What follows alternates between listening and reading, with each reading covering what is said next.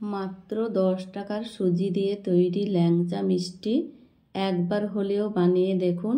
বিশ্বাস করুন, এই সুজির ল্যাংচা মিষ্টি খেতে এত ভালো লাগে, একটার জায়গায় 10টা খেয়ে ফেলতে ইচ্ছে করবে। খুব সহজভাবে বানিয়ে দেখাবো, চলুন ভিডিওটি দেখে নিই। ফ্রাই প্যানে 1 কাপ সুজি দিয়ে দিলাম। সুজিটা হালকা ভেজে নেব। হালকা ভেজে নেওয়া হয়ে গেছে। ওই কাপের মাপের 2 কাপ লিকুইড দুধ দিয়ে দিলাম। এই সময় গ্যাসের আঁচ একদম কম থাকবে। সুজিটা নেড়ে চেড়ে রান্না করে নেব। অনেকটাই ঘন হয়ে এসেছে। ওপর দিয়ে 1 চামচ গুঁড়ো চিনি দিয়ে দিলাম। এখানে 2 প্যাকেট গুঁড়ো দুধ দিয়ে দিলাম।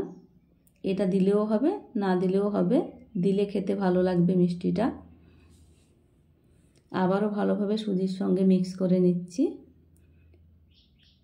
ঘন হয়ে এসেছে, আরও কিছুক্ষণ নেড়ে নেব।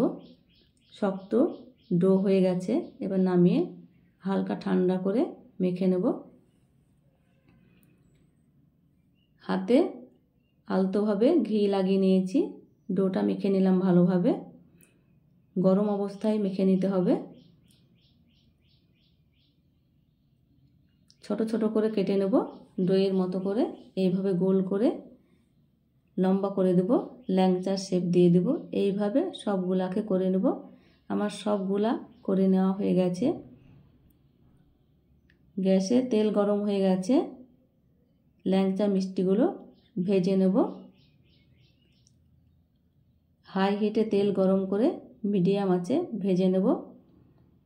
ভিডিওর কোনো অংশ ভালো লেগে থাকলে বন্ধুদের সঙ্গে বেশি বেশি শেয়ার করে দেবেন। লাইক, শেয়ার, কমেন্ট, সাবস্ক্রাইব করে পাশে থাকবেন। বাদামি কালার করে ভাজা হয়ে গেছে। ল্যাংচা মিষ্টিগুলো তুলে নিচ্ছি।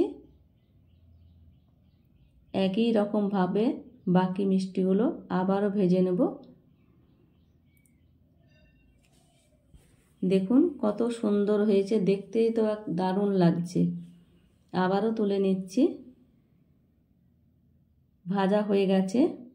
এদিকে গ্যাসে কড়াইয়ে 1 কাপ চিনি দিয়ে দিলাম। ওই কাপের মাপের 2 কাপ জল দিয়ে দিলাম। 2টো এলাচ দিয়ে দিলাম থেতো করে। চিনিটা গলানো পর্যন্ত অপেক্ষা করব। পাতলা শিরা করে নেব। ফুটে গেছে, আমার শিরা হয়ে গেছে। আলতোভাবে নেড়ে নিচ্ছি।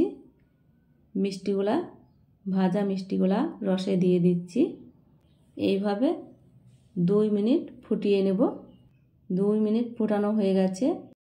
দেখুন কত সুন্দর হয়েছে।